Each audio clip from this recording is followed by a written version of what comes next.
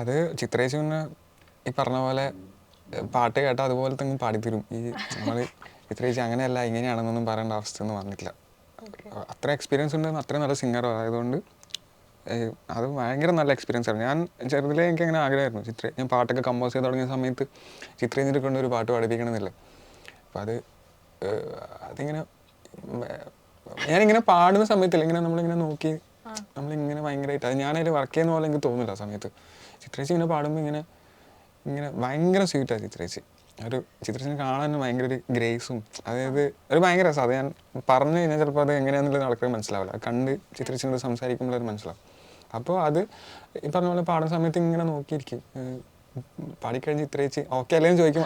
Okay അങ്ങനെ. അതാണ് ആ ഒരു അന്നത്തെ ഒരു എക്സ്പീരിയൻസ് ഭയങ്കര നല്ലതായിരുന്നു. അത് ചിത്രേച്ചി ഇങ്ങനെ പറയും, അതായത് നമുക്ക് ഇങ്ങനെ ഒന്ന് പാടി നോക്കാം, അപ്പോൾ അതായിരിക്കും നല്ല. പിന്നെ ചിത്രേച്ചി എനിക്കൊരു സജഷൻ വന്ന് പറഞ്ഞിരുന്നു.